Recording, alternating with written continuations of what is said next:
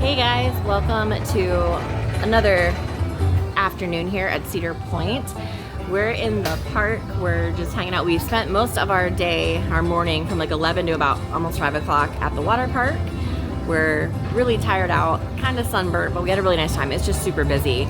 I thought I was gonna get Everett here on a weekday. It's Friday right now while I'm recording this, before he goes back to school, thinking it would be less busy. It was very wrong. So, it's been a busy day. The amusement park side is busy, but it's not quite as ugly. So we're gonna try and get on some stuff. We're gonna play some games today.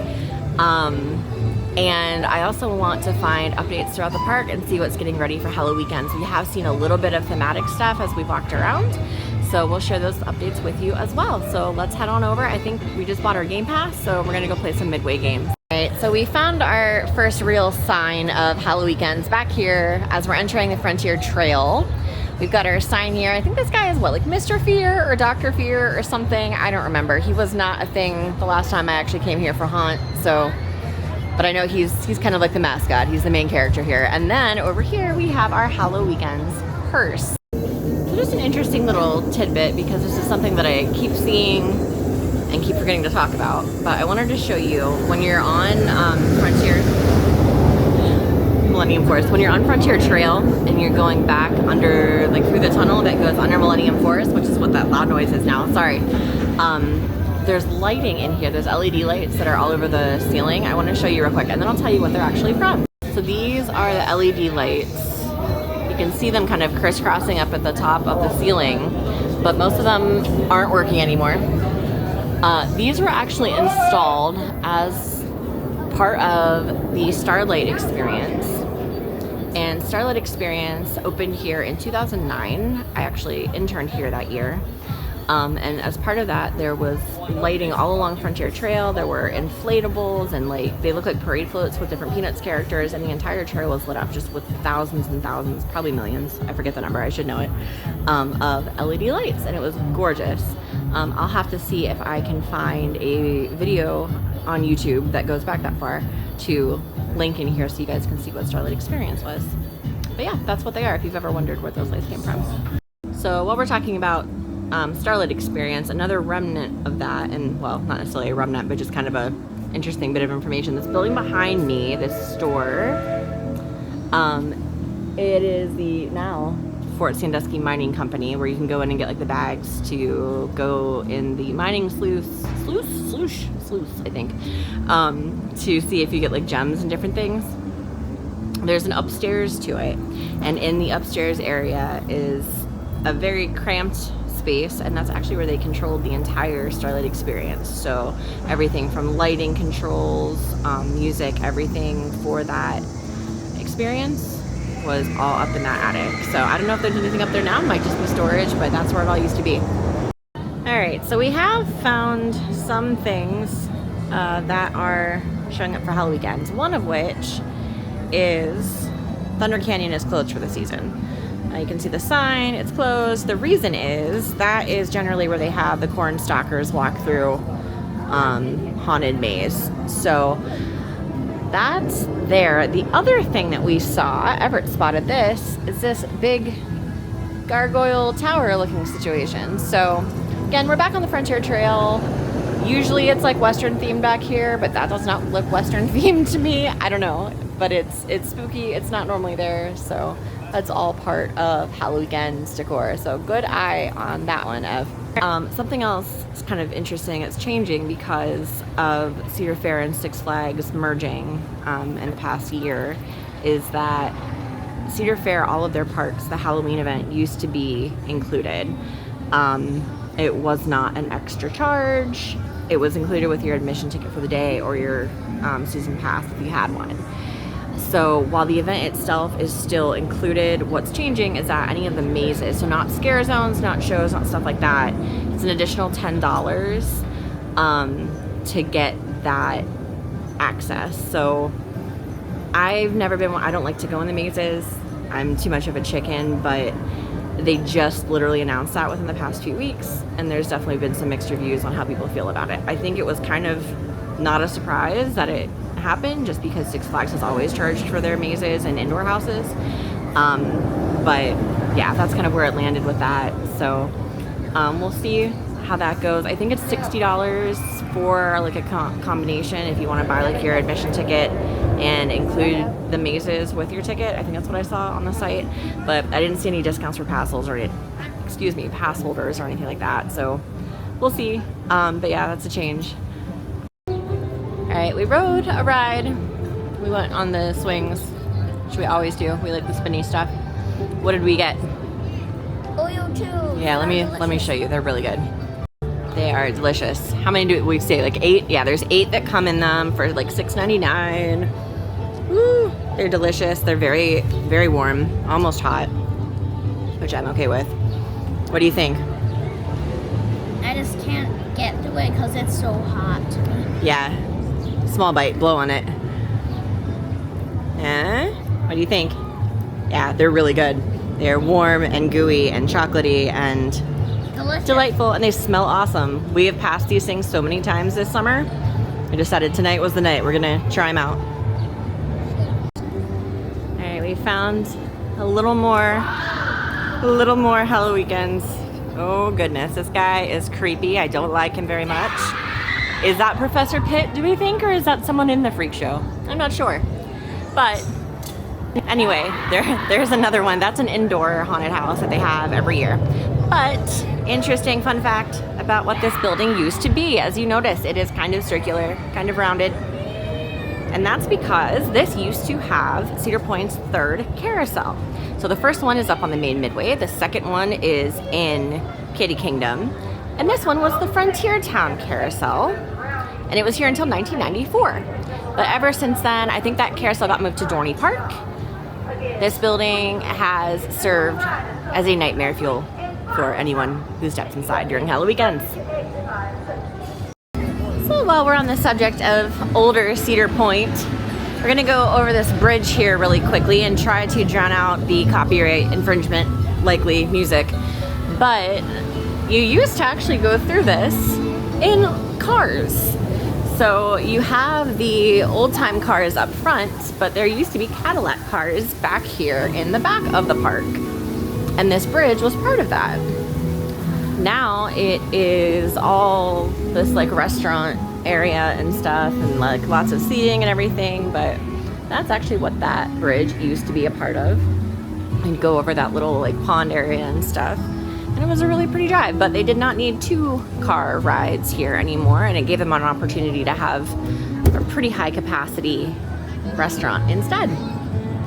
All right, so you seem to be the king of finding the Halloweekend stuff. What did we find now? 2 living horses this time. I don't think they're living. They don't look too good. They've got red eyes. They do? They do. So they're monster horses. Yeah, they look like, well, we'll show you. I don't think they're living. They've had better days. But yeah, so here's another one. Again, it's got the sign by it, advertising the event, but more creepiness. Balming and Associates, internment with integrity. Well, that's good. Very, very good to have integrity in your internment.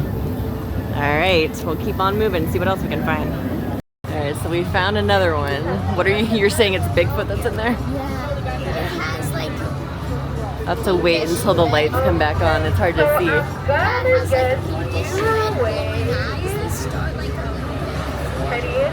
Okay, so I'll give it a second and see if it comes back on.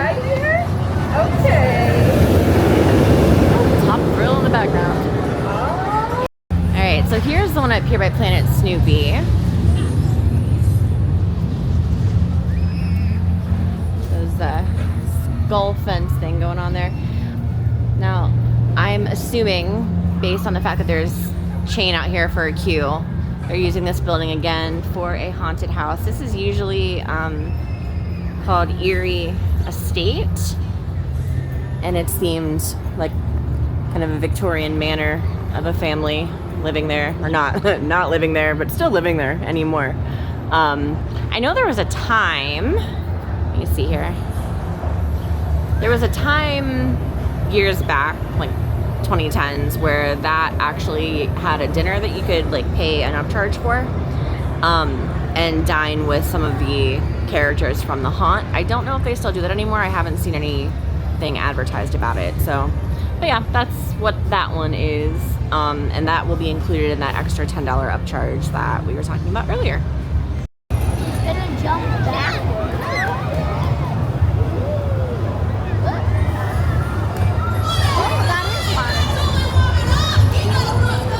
That just seems impossible. I don't know.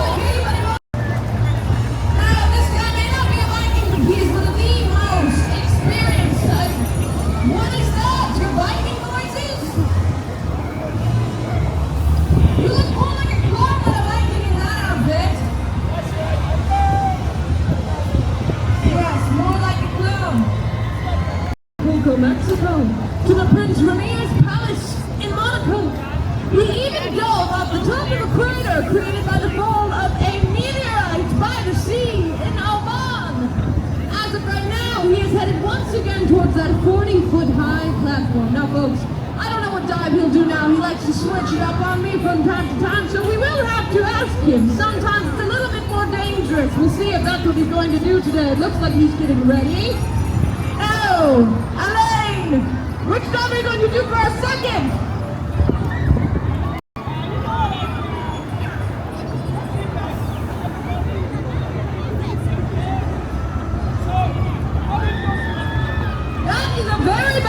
You haven't warmed up yet, you could hurt yourself. Oh dear. That's not going to help you with diving.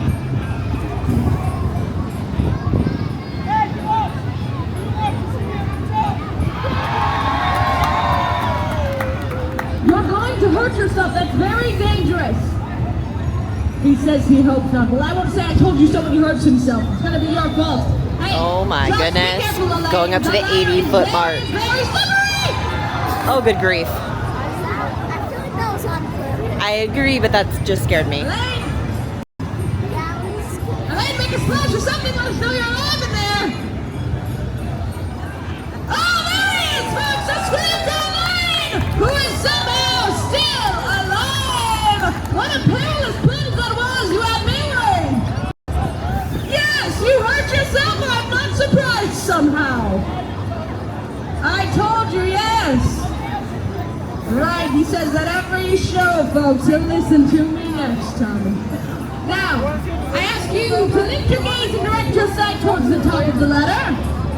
As you can see, there's one tiny platform located at 80 feet of height. Now, do you want Elaine to climb up and dive off that platform? Well, you have to do better than that. Do you want Elaine to climb up and dive off? There you are, 920 crowd.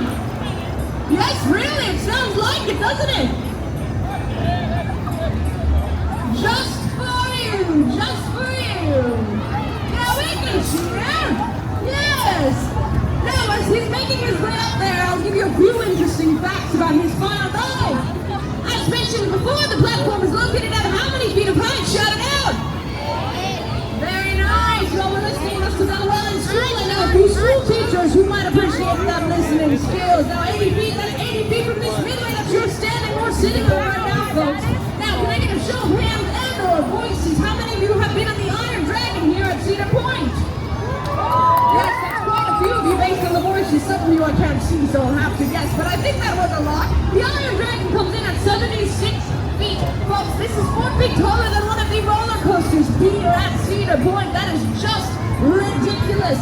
Now, once he's up there, the pool is going to look a lot smaller for him. He'll have to aim at the center of the pool as if it were a target. Once he hits the surface of the water, he'll have to scoop with his whole body to ensure that he doesn't hit the bottom of the pool. Now, ladies and gentlemen, and kids too, any guesses as to what kind of speeds he might reach as he's descending? Just shout them out for me. Wow, I heard 5 billion miles per hour. Goodness gracious, he'd be like a comet streaking through the sky. I wish he went that fast. No, it's only a mere 60 miles per hour, but still quite impressive for a human body. That's only 10 feet of water, folks. Can you imagine being in a car going 60 miles per hour with only 10 feet to stop? 10 feet, that's the width of this stage I'm standing on right here now. Some of your cars don't even go 60 miles per hour, and I am unfortunately, no, because I've had to drive behind you on the highway. Ohio driver, goodness. Now, it looks like he's taking a moment to gather himself. This is quite a feat for anyone of any age, but so much more for someone of that age. I'm not quite sure how old he is. Let's ask him, shall we? Elaine! How old are you again? I said, how old are you?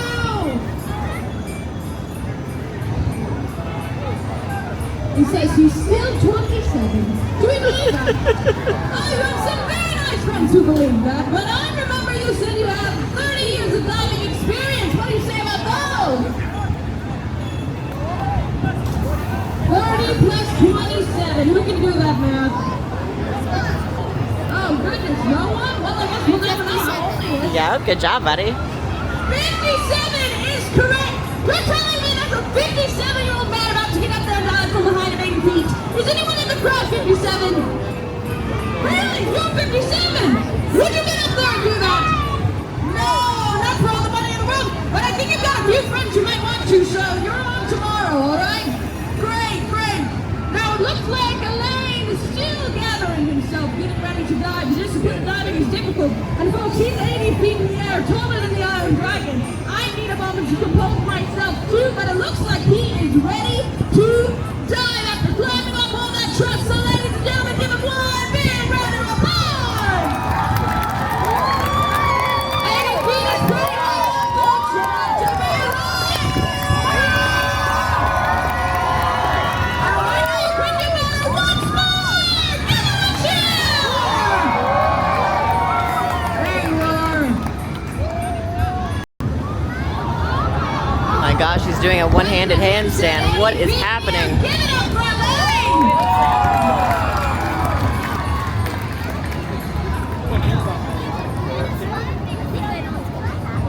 Goodness gracious.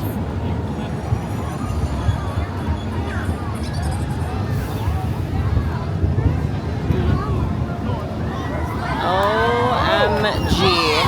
Oh, that scares me so much.